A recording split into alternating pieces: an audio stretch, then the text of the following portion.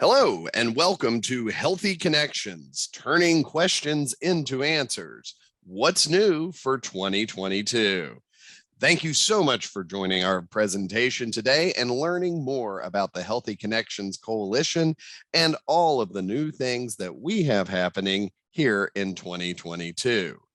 Please note that today's presentation is being recorded and will be archived on the Healthy Connections website. So if any information you hear you'd like to refer back to, just go to healthyconnectionswv.org for an archive. We'll have a Q&A session at the end of today's presentation, but if you have questions, you don't have to wait till the end. Simply use the chat or Q&A feature in your Zoom player. Along the bottom line there, you see in Zoom, type in your question and we'll get to as many as time will allow for today. The topics we'll be talking about include an overview of Healthy Connections for those of you who may be unfamiliar with the coalition or new to the group, with a special highlight and emphasis on what's new for 2022. The second topic we'll be hearing about is about the Knowledge and Developmental Steps, or Kids Clinic, which is a Healthy Connections project that serves the Huntington area community. We'll have great information about the Kids Clinic, including what's new for 2022. The presenters you're going to be hearing from today include myself, Shannon Wright from Quality Insights, Jennifer Mills-Price, who will be speaking first from Marshall Family Medicine. We'll also hear from Pam Holland and Dr. Mitzi Payne. With that, it is my great pleasure to introduce to you Jennifer Mills-Price, who is a member of the Department of Family and Community Health and an assistant professor. She's also a psychologist with Marshall Family Medicine and is the Healthy Connections Project Director and clinical supervisor. Jen? Thank you for that warm welcome, Shannon. And thanks everyone for joining us today. So I want to give a little bit of background about Healthy Connections. We are a community coalition of more than 30 different agencies representing healthcare providers and community resources that work with families affected by substance use disorder and neonatal abstinence syndrome. Our family navigation service, which we'll discuss at length during this presentation, helps pregnant women and postpartum women and their families to navigate treatment and different support services that are available in the community. The Family Navigators are an integral part of Healthy Connections, really serving to connect all of our different programs and make sure that the families we serve are really getting the full benefit of community support, what's available. Family Navigators work with a small caseload of families. Right now we have 3 full-time Family Navigators. They assess the individual client and also the family's needs and develop a unique plan for each individual family, and also connect clients with peer recovery support specialists who have lived experience working with families that have children who were exposed to substances prenatally. This slide contains just some of our coalition members. It's not exhaustive. We have a lot of different departments with Marshall University, Marshall Health, Lily's Place, River Valley Child Development Services, including one of our Healthy Connections programs, RV Cares, Cabell Huntington Hospital, St. Mary's Medical Center, Hoops Family Children's Hospital, which is the children's hospital affiliated with Cabell, the Health Department, DHHR, Recovery Point, and other substance use disorder treatment resources, the City of Huntington, Prostera Center, and Valley Health. A little bit of history about Healthy Connections. Healthy Connections was founded in 2017 by then Director of Addiction Sciences, Bob Hansen, who at the time, after leaving Marshall went on to be Director of the Office of Drug Control Policy. That seat is currently filled by Dr. Christensen, who's also with my department. and also a former psychologist with Marshall Health and director of the Maternal Addiction Recovery Center in OBGYN, Dr. Louis Neuenheisen. The two of them saw the need to better integrate services for pregnant and early postpartum women due to the increased incidence of neonatal abstinence syndrome that we were seeing in the greater Huntington area, as well as gaps that were identified where families were losing contact with services and really struggling to navigate through these different community resources on their own. This is a graphic that walks through the process, of a family entering Healthy Connections. Although what I will say is really special about Healthy Connections is that you can enter at any point. So families may be identified when they're already in treatment, maybe after delivery, maybe when accessing a community resource. So it's not necessarily linear, but all steps are part of the process. So families get an assessment. They're offered recovery services if they're not already receiving those. Our family navigators make sure that they have no needs for basic essentials and really rely on the partnerships with all of our community resources to make sure those needs get met. Also, we have peer recovery support services available. And something that's been really special in the past couple of years is that we have a PRSS. She's a real integral part of our treatment team, and she's actually able to have office hours on the neonatal therapeutic unit and in the hospital, so she can literally and figuratively meet moms where they are. We also offer resources for families. We accept referrals for family members that are not the biological parents of a child with neonatal abstinence syndrome. So if a father, grandparent, aunt, uncle is caring for a child with neonatal abstinence syndrome, we're able to provide services for those family members as well.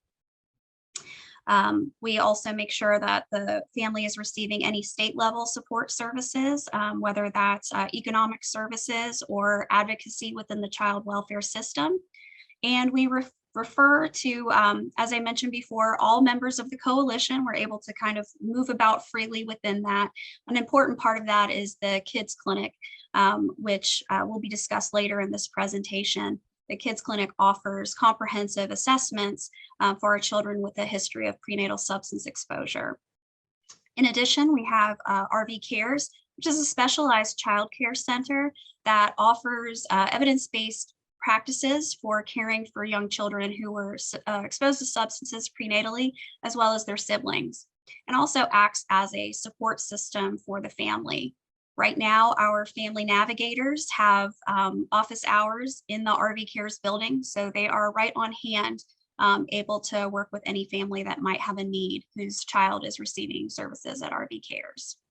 And our hope is that through this collaboration, when the child is ready to enter the school system, the family will be well prepared, and the child will have received early intervention services and everything that our community has to offer to really support them in making that transition to the school system. Referral criteria for family navigation services: any maternal substance use during pregnancy, including alcohol use. We accept referrals for pregnant women up to 24 months postpartum who have active substance use disorder, and that's regardless of custody situation. So even if the child is living with another family member or in foster care, we can still work with that mom to help get her on the road to recovery. We also accept referrals for any parent or guardian of a prenatally substance exposed child up to 5 years of age. That can be bio parents, grandparents, kinship carers, or foster parents. And any family that needs more community support than they are currently receiving would qualify for Healthy Connections. Family navigation and peer recovery support services are free to clients. And you can use the referral form on our website, which you'll see in the footer of today's presentation, under the services tab of our website. A little bit more about what family navigators can do. They conduct assessments when they first meet with a client or family. Some of these assessments determine what the family's basic needs are, what has worked and what hasn't worked for them in the recent past as far as their recovery is concerned, what specific needs the child or children in the family may have, in addition to assessing for peripartum and postpartum depression and other behavioral health needs so that they can really act quickly to refer these families to appropriate treatment. We offer options for recovery services. Our family navigators and peer recovery support specialists will stay with the client until she's able to be entered into a treatment program. We've literally had our staff has driven moms to their intake appointments and residential treatment before. We really hold on to the families and don't let go until they're getting the full support of the services that are already available to them. Provide help with basic necessities. Again, that's through our partner programs. We work a lot with RV Care's Baby Bites Pantries that offers basic necessities to families of young children. We work with Gabriel Project. We work with our families' insurance companies. Their MCOs sometimes offer different things to help us provide for families' basic necessities. We really utilize all the resources that are already there, but are really challenging for families to access when they're struggling. And in addition, our family navigators connect with peer recovery support specialists. What's really important is that our peer recovery support specialist has lived experience, has been through this process, can really help reach out to moms who are struggling. The goal for peer recovery support specialists is to help families to improve present life conditions, set future goals, but also to provide mentoring and encouragement to help moms to support them on their path to recovery. Some of the programs that we collaborate with where we work very closely in terms of cross referral are Maternal Addiction Recovery Center. Very recently, as in this year, the MARC program now is under the umbrella of the Division of Addiction Sciences in the Department of Family and Community Health, and is now led by Dr. Zach Hansen, who's with the division. RV Cares, as I mentioned, the Specialized Child Care Center in the West End. Project Hope, which is a level 3.5 and 3.1 residential treatment center for women and their children. ProAct, which is Marshall Health's outpatient, MAT, and other addiction support office. The MOMS program, Maternal Opioid Medical Support, which is a medication-assisted treatment program located in Hoops Family Children's Hospital next to the NTU, and also the Neonatal Therapeutic Unit, which is a specialized nursery where infants are treated for neonatal abstinence syndrome, among other issues. We also receive referrals and cross-refer with other community organizations such as Harmony House and the Health Department. What's new for 2022? Well, I'm excited to say that I'm part of what's new in 2022. So we've been really fortunate to have some time carved out for the administrative oversight of Healthy Connections, which is new this year. So up until this point, a lot of the leadership of Healthy Connections has been strictly volunteer. And so now it's really great to have that time and that support to be able to make sure that Healthy Connections is following our strategic plan. We're also developing a family advisory board, which we're currently recruiting families to participate in. So any current, recent, or past graduate of a Healthy Connections program is eligible to be part of our family advisory board. We really want to hear back from our families about what worked and what didn't work so that we can help best meet their needs. I'm also excited to share that we are planning a virtual conference for August to discuss adverse childhood experiences, and we really want to reach out and involve the community with the August conference. We're really looking forward to that. And part of what we're here to promote today is a series of Minute for Moms videos and promotional resources. So that includes some rack cards and posters that people can have in their office for families that may fit within our patient population, families that may be struggling with substance use disorder, to allow them access to this really cool video series that we'll talk about here in a minute. So I want to acknowledge Kelly Whitley, who is over Valley Health's Drug-Free Moms and Babies program. So it's kind of a sister program to some of the Marshall Health programs discussed earlier.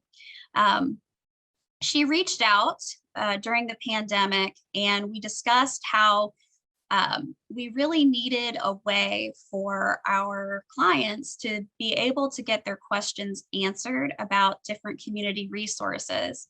Prior to the pandemic, we were used to a lot of in-person sharing of information. So, for example, we might have some of the other coalition partners come to the MARC program and answer questions. But during the pandemic, we really kind of got separated a little bit. So Kelly and I came up with the idea of a video series where we would take patients' most frequently asked questions and interview some of our community partners. Some of the community partners that we interviewed for the series include Lily's Place, the WIC program. We had one on breastfeeding policies, the Neonatal Therapeutic Unit, and the MOMS program.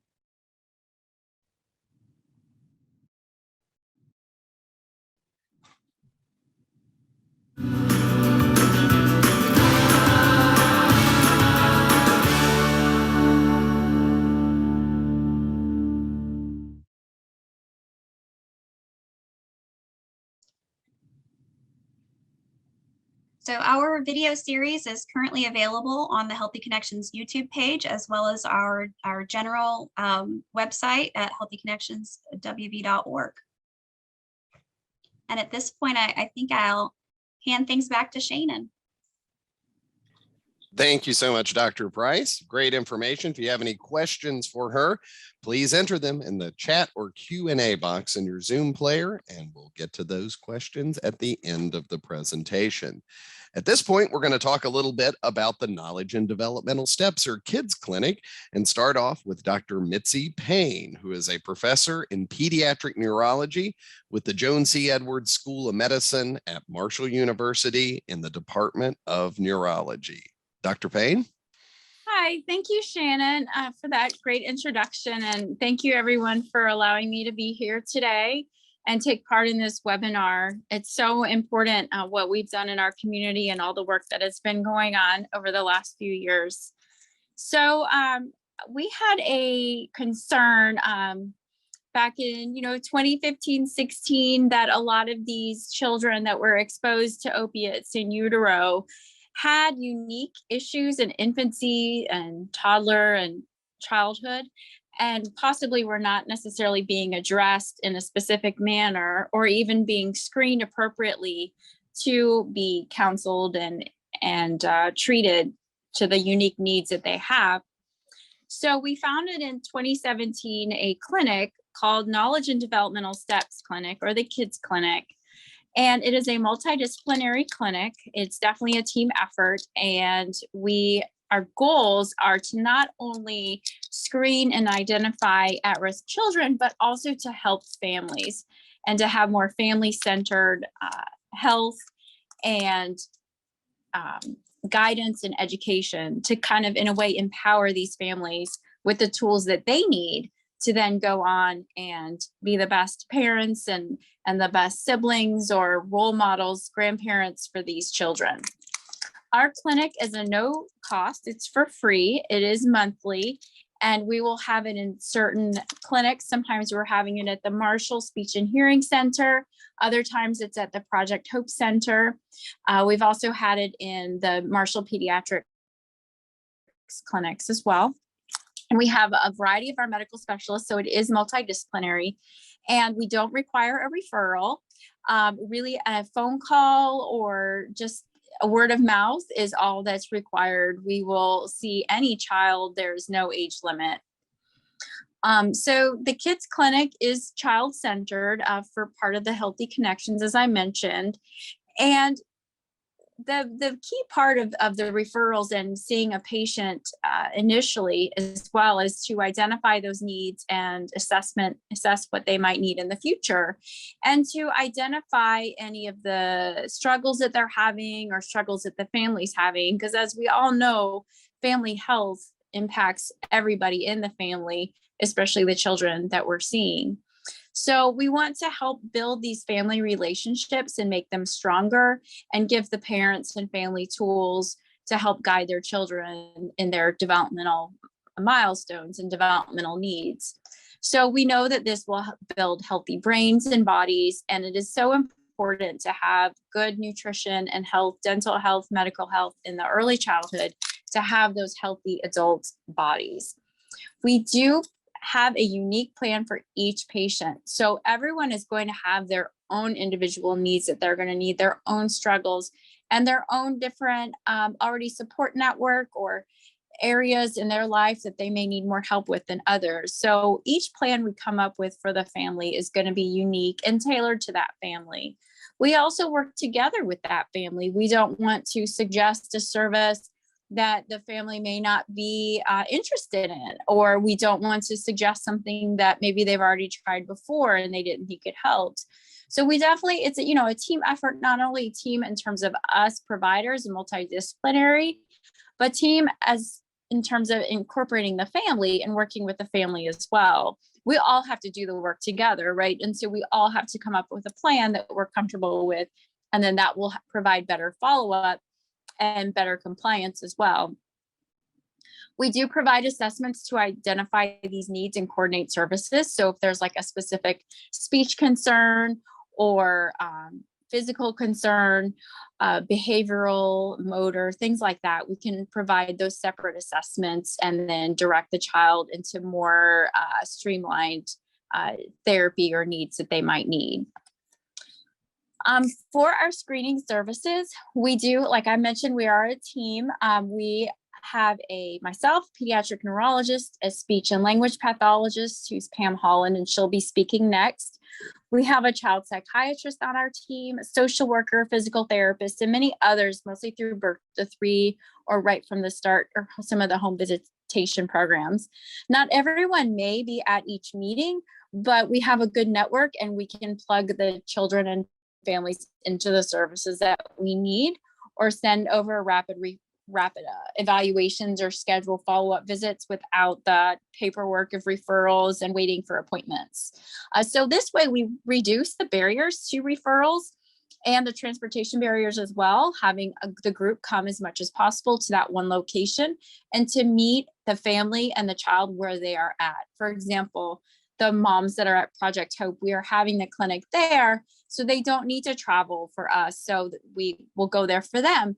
If they're working or in classes, then we can, as possible, work around their schedule to meet with them on a time that's good for them. We've even been able to meet with the moms on the weekends if that's the only time that they're free.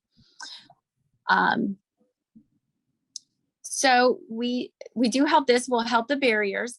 And also we have to justify to everyone else, right, that what we're doing makes a big difference. We all know that it's helping, but one thing that we know that will help in the future is data.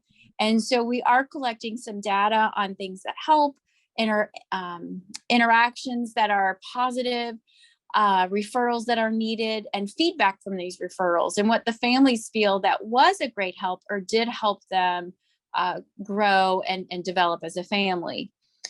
We are not primary data collecting. Our data collection is just to help us continue ourselves and to help us grow and to identify needs and services that we might need, or to identify deficiencies in our team that we might need to address to help improve services for families. So services offered with our team includes general pediatric, neurodevelopmental. We'll do speech, language, hearing, and literacy screening. We can also do feeding and swallowing skills. Usually Pam Holland will do that. She'll be talking next, as I mentioned. And Pam can do that separately as well with her feeding and swallowing clinic that she has. Physical therapy screening is done, psychological and psychosocial.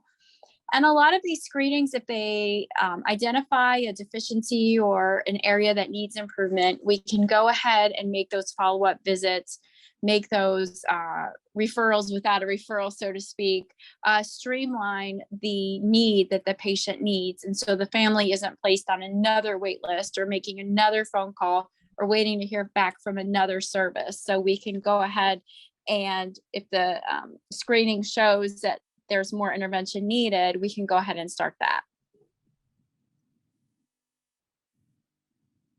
All right, I'm going to hand it over to Pam Holland now. Thank you so much for your time. Thank you so much for that information, Dr. Payne. Great information. Up next is Pam Holland, who is an associate professor and director of clinical education with the Department of Communications Disorders with the Marshall University College of Health Professions. Pam is a board certified specialist in swallowing and swallowing disorders. Pam? Thank you for that introduction, and also Dr. Price and Dr. Payne, thank you for a fantastic introduction and overview of Healthy Connections, as well as Kids Clinic. I love what Dr. Payne indicated in terms of the Kids Clinic having a good network, and I really think that that's a great place to start in discussing the child aspect of Kids Clinic, and that's really what we're going to be digging into a little bit next, because I do think that the good network and having a solid framework for providers to collaborate and families to not only collaborate but be connected to is key to the success of building those healthy brains and those healthy bodies. And this diagram or lovely busy slide is a great example of that network. We always like to think of people first, and that's why the person is at the center of this. Those of you who are working in various agencies, I know that this is not unfamiliar to you, but it is nice for us to stop and think again that, you know, every person has their own vulnerabilities, their resilience mechanisms, as well as the developmental stage where we find them.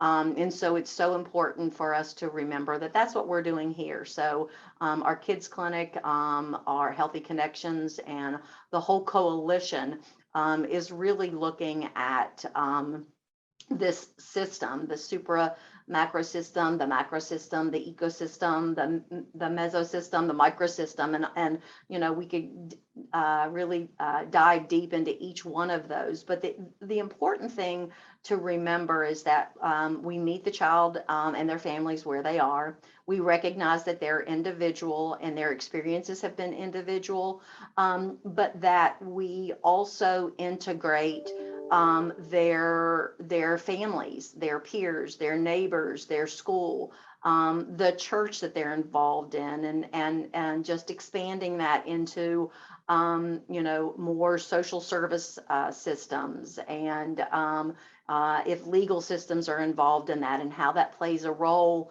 in us helping our families. And so not to, you know, to dig deep into that, but I think that this is a really good visual for us to just, again, take a moment and remember that, you know, it all starts at the center, and every one of these layers play a role in how we as a network help individuals and families. And, you know, of course, as Dr. Payne mentioned, data is important, and research activities are certainly part of both Kids Clinic and the Healthy Connections Coalition.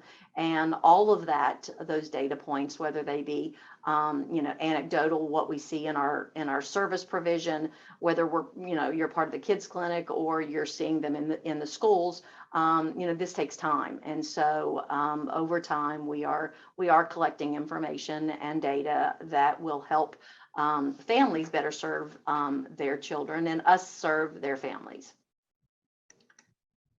I think that Dr. Payne did a really nice job of overviewing Kids Clinic because it was her brainchild, it's her baby. This is just going to reiterate a little bit more about the psychosocial developmental checkups. And that's what I'd really like to remind people, that even though it is a screening protocol, it's an assessment protocol, we really like to see babies, children, families on a regular basis. So almost as if, we see them when they're being referred, but then we like to follow up with them and make sure that they're moving forward in the path that they want to see happen, and meeting their next milestone in an appropriate way. Again, for babies and toddlers, the next several slides really give you an overview of the protocols that we use for each age range. And again, not all of these are administered to every baby and every family during every visit. We often listen to the families and ask them what's most important to them. But we do have these screeners that are listed on this slide that we have readily available to us to administer and to gather information about their families. Of course, as the children move up into the ages of 3 and 5, some of these screeners and assessments will remain the same, but then of course others will change based on the developmental norms. And so obviously when they're 3 to 5, their language is expanding, so we're going to do a deeper dive into their language skills. I think one of the most important parts of each of these age ranges really talks, I'd like to point out, is the parenting stress index, because we know that when parents are happy and healthy, they're going to be able to help their children be happy and healthy. And so regarding our psychologist, we regularly have parenting stress index. And while perhaps myself as a speech language pathologist really focused on asking families and parents questions about the child, that parenting stress really gets at the level of the family and the factors that are maybe overwhelming them, or the things that perhaps we can assist them to manage, the day-to-day stressors a little bit better. And again, you'll see as the child moves up into age, that parenting stress also continues to be there.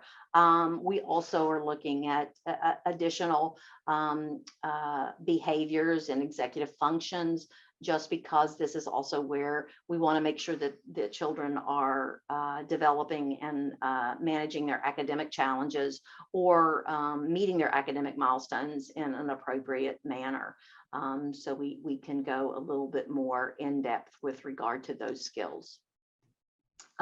Some people might want to know how you make an appointment for a kids clinic referral, or how you even go about getting involved with our team. And the Marshall Speech and Hearing Center is the home base in terms of contact number. So anytime you have someone that you would like to have evaluated and perhaps seen on a regular basis, you can call the main number at the Marshall University Speech and Hearing Center. And that number is listed here, 304-696-3641. Just because you call the Speech and Hearing Center doesn't necessarily mean that's where your appointment will take place. As Dr. Payne mentioned earlier, we do travel to different locations, and we are consistently at Project Hope for women and children. We have completed evaluations at RD Cares, and then in various pediatric offices as well. But in the event that you are interested in coming to our center, we are located on Marshall's campus, the first floor of Smith Hall, 143, and you can park really anywhere on 3rd Avenue or Halkirk Boulevard. One of the important things too about Healthy Connections and calling to make an appointment, and I think this also says this a little bit later, is it's really important if you're calling as a parent, a grandparent, a foster family, a provider, that when you do call to make the referral, that you specify that you're interested in kids clinic, because our speech and hearing center does offer a variety of other services for children. And we want to make sure that you're integrated into the appropriate multidisciplinary team. And so again, we've already mentioned the various locations.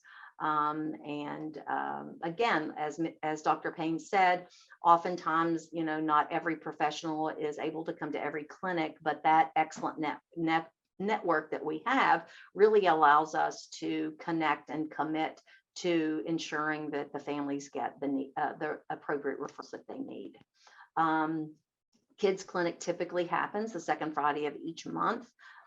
We have also had additional clinics based on needs and referral numbers.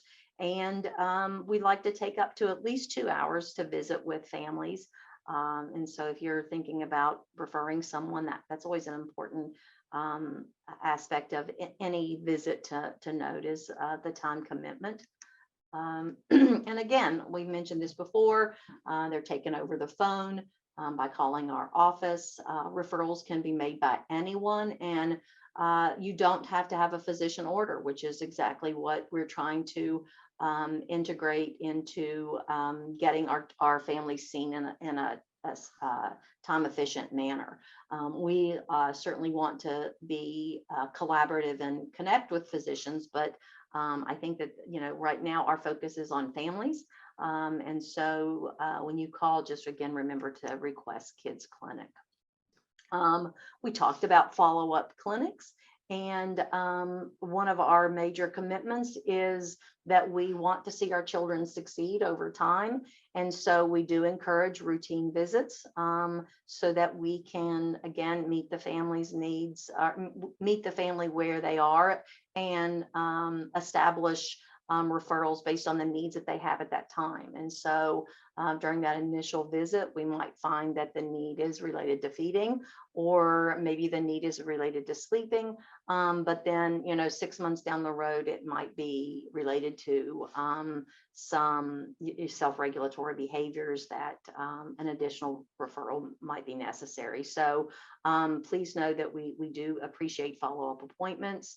And then again, while we like to do every 6 months, if we see an infant that's a little bit younger, we may suggest 2-3 months so that we see them at every developmental milestone that may be important for them. Who can be part of the kids clinic? Anyone at all can be part of the kids clinic. As most of you who are attending this session, or even listening to this as a recorded session, our focus really is, from a Healthy Connections perspective, is assisting families that may have been affected in some fashion with substance use disorder. But I want to go on the record and say that Kids Clinic is not only for those individuals. Dr. Price mentioned ACEs conference coming up, and we know that often children who have experienced adverse child experiences, then they may also have some concerns, or you may have questions about development. So anybody can be part of the Kids Clinic. While we see quite a few families that have infants and toddlers and children who were prenatally exposed to opioids, that is not a factor that must be present in your family for us to assist. And so also, as you can see, Dr. Payne mentioned, we see children of every age. I think we have a cap here on 18, just because that's when we generally think that people become adults. And we know that there are other resources out there for individuals of that age range. So what's new for 2022? Because that's really basically what our session here is about. And we are collaborating with that solid network again to collect data. The more children that we see, the more families that we see, the more providers that we collaborate with, the more data that we can collect. The bigger difference that we can have, not only in our community, but in communities that are trying to establish agencies and networks like Healthy Connections. So one of the other things that we're doing is we are trying to, as Mitzi, Payne said, she really wants to create resources for families, establish common activities and interventions that families can have access to, either following visits or on our website. And so the Kids Talk videos is a series of videos that we will have posted on our website. Kids Talk videos, the video series highlights a variety of different topics that would be interesting to not just providers, but families, mothers, new moms, foster moms, grandparents. And we're highlighting different topics such as feeding your baby and toddler, attachment in early relationships, which we know is the foundation of all language learning, tummy time with one of our members of the Kids Clinic, Stacy Clem, who's our physical therapist, books and music, again, another one of my language favorite activities, and then of course speech, language, and development. And that video was recorded by one of our amazing research assistants. So the Kid Talk videos, I hope that you use in your own professional environment. I hope that you share them with the families that you serve so that we can continue to get the word out for developmental milestones and activities that families can use readily with their own little ones.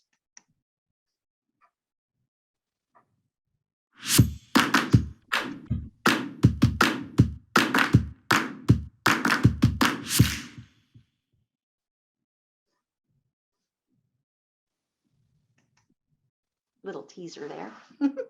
I'll turn it back over to Shannon for some Q&A if you have that from our audience. Thanks so much, Pam. And yeah, we're sneak previewing the videos today, but you can check those out on the Healthy Connections YouTube channel. Just go to healthyconnectionswv.org or hcwv.org for short, and click on the YouTube icon and you can view those videos. All right, I've had a few questions chatted into me during the course of today's presentation. So let's start with a few that came in for Dr. Price while she was presenting earlier. This person says that they have more interest in being part of the Family Advisory Board for Healthy Connections, and how can they get involved? So our Family Advisory Board is open to any current, recent, or past participant in Healthy Connections. We do ask that interested parties fill out an information sheet, and that can be sent to me. I'm going to give out my email address verbally, but then I'll type it in the chat also. It's mills, MILLS 126 @marshall.edu. So if you reach out, I'll make sure that you get the information sheet. Once we get all of the information sheets and know who's interested in participating in the Family Advisory Board, we're going to schedule our first meeting. And the purpose of these meetings will be to get feedback from people who have received our services to know what we're doing well, what we're not doing so well, and also to how we can provide ongoing support for future recipients of Healthy Connections programs. So if you're interested in being part of the Family Advisory Board, please email me at mills126@marshall.edu. I'll put that in the chat. Thanks so much. Another question that came in while you were presenting, will the August ACES conference be virtual so everyone can attend, even those without travel budgets?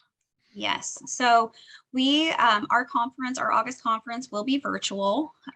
We've had a lot of success with our virtual conferences the last couple of years. Also, one of the things that it affords us to have as a virtual format is that the sessions can be recorded, and those will be archived on sudlearn.com. which has a lot of training available, various topics related to substance use disorder and recovery. All right, a few new questions coming into the Q&A here. This one's probably for Pam. It says, Pam, the clinic you said is free for families. How is it funded? Well, it's funded through professionals that are committed to ensuring babies and families have healthy minds and healthy bodies. And so, not to be facetious, but truly, right now we are all integrating this into our current schedules, where we are working in various settings, but come together for those services. And so right now, there isn't funding for the kids clinic. We would love for that to happen, and sustainability is certainly a concern of ours. So right now we are moving forward because we know that we're making a difference in the lives of families. It is a free service. Fortunately, we also have a variety of providers within Healthy Connections, as well as the Kids Clinic, that participate in various grants surrounding substance use disorder. And so some of the materials, the testing materials, cross over into various grants. And so that's one way that we're trying to be proactive in utilizing our funding sources in that fashion. If you'd like to donate some money to us, we'd love that. And earlier, Pam, we had a question that was somewhat related. Just to confirm, the kids clinic services are free regardless of insurance status, correct? Correct. Now, I will say that, and I think that can be sometimes confusing. The Marshall University Speech and Hearing Center does bill insurance, but when families come as part of the kids clinic, those services are not billed because they're built into the Healthy Connections Kids Clinic. So I just want to make sure that, people know that if you're coming to Marshall Speech and Hearing Center for some other type of service, and perhaps even ongoing therapy, then those services will be billed. But the kids clinic assessment and ongoing check-ins are free. All right. Here is a question. This is for Dr. Price. It says, how could our program get involved in a Minute for Mom segment? So reach out by email. My email is in the chat. What we can do is get in touch with Quality Insights, who kind of did the tech end for us for our Minute for Moms series, and we can get that taken care of. And then that can be linked. It would use the same QR code to link to our website where those videos are stored. And an earlier question came in that asked, how can we get Minute for Moms brochures and posters? So I have some stock. So we really want to get those out into the community. They don't really do a lot of good collecting dust under my desk, as much as I like to try to hide them from my office mate.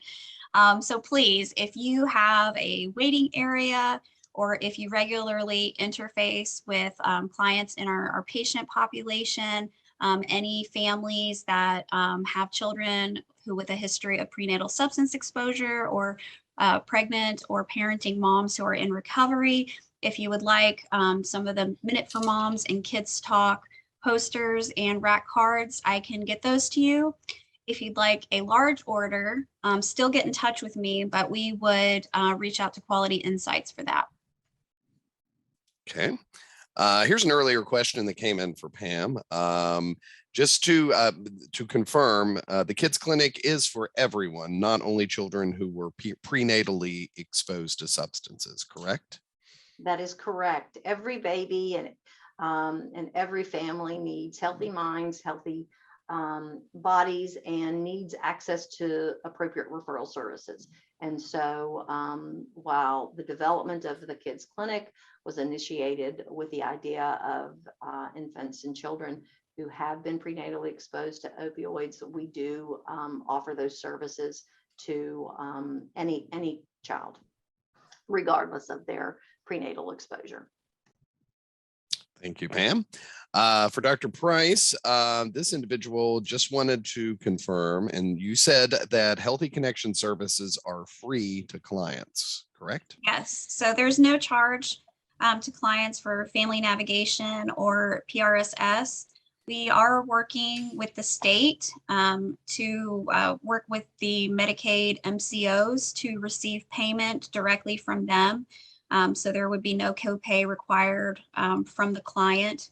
But all of that's done on the back end. So if you have someone who's in the tri-state area, but they have Ohio Medicaid, or you have someone who has no insurance and you want to refer them to Healthy Connections, we accept all of those referrals and we take care of the insurance stuff on the back end. Thank you. All right, I got two more in the queue. If you have a question, make sure and type it now before we run out of time. This one is for Pam. What were the ages of children that you mentioned that the Kids Clinic serves? Kids Clinic serves 0 to 18. And so that's the mission. And I think that Dr. Payne said we see every age.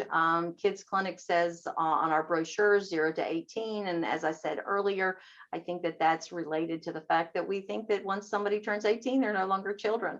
But certainly the services and the tests that we provide at Kids Clinic are focused on that age range. And if you have someone that's older than that, we could certainly refer them to the appropriate place. Thank you, Pam. Final question we have in here. This one's for Dr. Price. What advice do you have for other communities to start a coalition like Healthy Connections? Where should we start?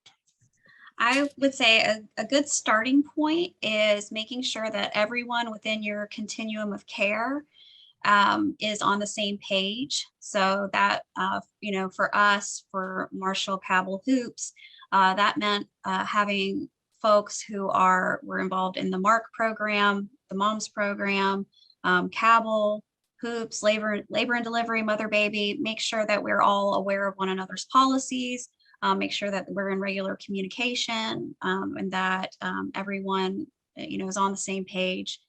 Starting there, I would say from there, really branching out to your community partners, other folks that are working with that population. So in our case, because we are in a university town that involves several departments from Marshall University, including communications disorders and the psychology department. And then also programs such as WIC, Birth to 3, Mountain State Healthy Families, River Valley Child Development Services, even though, in collaboration created a whole new program. River Valley themselves serves a lot of families affected by substance use exposure. So really starting with the folks that are literally, hands-on with moms and babies with prenatal substance exposure, and then working your way out to other community partners, I think is a really good way to start. Excellent. One more question came in. I think we have time for it today. I'll just throw this out to either of you, whichever would like to answer. This question asks, has there been an analysis of outcomes for children that have suffered from IUSE or NAS that have gone through your program?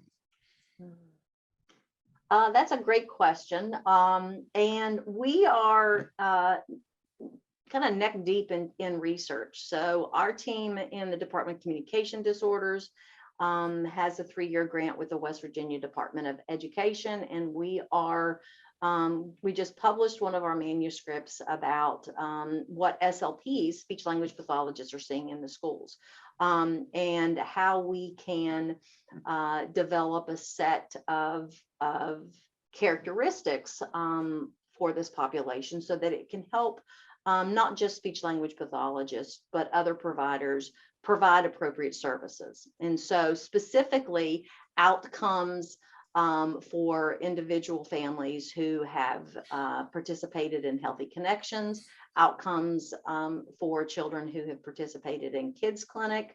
I would say that most of our outcomes and our data is anecdotal, and and based on our experience. And so I think that if we go back to the very busy slide, and it talks about research activities, and that aspect takes time. We're working on that, and that is very important to our project.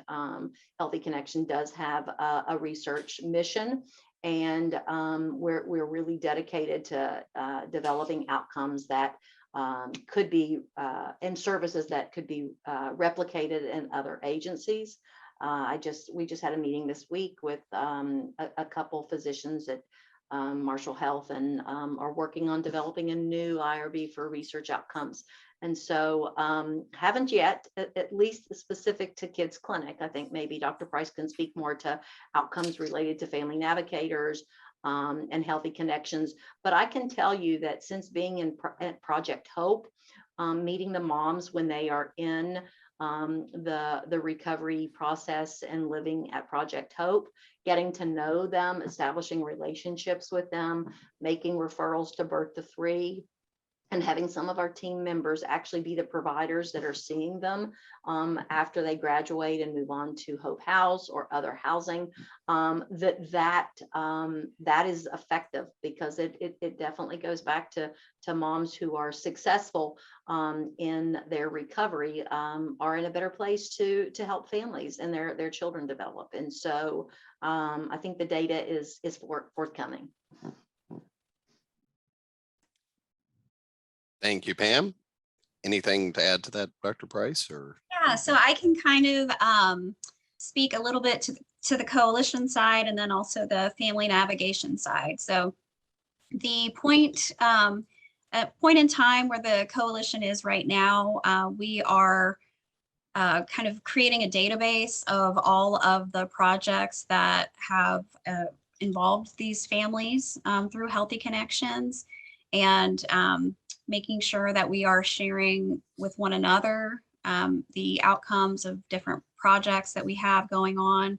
I would say one barrier with a lot of our programs is that the data that we collect for program evaluation is really not sufficient to answer that type of question. So a lot of our funding sources require information, essentially how many touches, right? So how many families are we working with? How many of certain items are being given. And so we're really not getting necessarily developmental outcome data at the coalition level. One thing that we've had relatively recent development that we'll share more about at the August ACEs conference is that Marshall Health, specifically in my department of Family and Community Health, we have a safe harbor of different data sources where we're able to kind of follow some of these kids in different points in time. So for example, we can link their records from when they've been at Cabell Huntington Hospital or Marshall Health or Valley Health, can link that to when the same child is in Head Start, and we'll be soon, I believe, have data of with DHHR state level data that will also be included in that safe harbor. And then, possibilities are kind of endless once we have that information together, but that's in the early stages, because it's a really big undertaking just to get that database set up, and the permissions involved as well. So I believe some of those answers are forthcoming, but we're really in the early stages. You have to remember just the idea for Healthy Connections came about in 2017. So it's been kind of a short period of time to get those kind of answers. Now, on the family navigation side, I will say that we work with Perinatal Partnership in collecting data with the characteristics of our families. And so we do have a good amount of information about maybe descriptive information about the types of conditions that our families experience, and whether we're helping, bio moms or kinship or who we're helping. As far as outcomes, there are a lot of barriers to following families. So as you can imagine, since we serve, every caregiver who is in the life of a prenatally exposed child, we have moms that, if they continue with us, may not have follow-up information about the child. And we really don't track those outcomes for our funding sources at this point. Not to say we couldn't in the future, but that's just not how we're set up right now. Whereas maybe a caregiver, another caregiver has access to the child outcomes, but then we don't know mom's outcomes if she drops out of family navigation. So these are some of the practical barriers that we're really looking at, trying to figure out ways around, and also just kind of how to scale that. So at this point, we've had a little bit over 100, because I'm not including our new referrals from this year, but we've had over 100 families go through our family navigation program. And thinking about the need, so the need in our area quite exceeds that. We have still have a high rate of not only neonatal abstinence syndrome, but especially intrauterine substance exposure in our community. So in scaling that up, how are we going to operationalize some of these outcomes so that we're able to track them? If anybody who is still on this call, because I know we're hit 3 o'clock, is interested in being more involved in our research committee, please reach out. We would love to have you. Thank you so much, Dr. Price. We'd love to have you be part of the research committee or join our Healthy Connections monthly meetings. We're currently meeting via Zoom, and the meetings are always the second Thursday of each month at 11 a.m. We'd like to remind everyone to also reduce the stigma associated with substance use disorder by avoiding negative speech. There are many resources on our Healthy Connections website that can help you with that. We'd also love to provide you with any of our posters, rack cards, or other materials that you can display in your area. And if you're on Facebook, please like us and share our information. On the screen, you see the contact information for all of today's presenters. And on behalf of all of them, I'd like to thank you again for joining us today for Healthy Connections, turning questions into answers. What's new for 2022?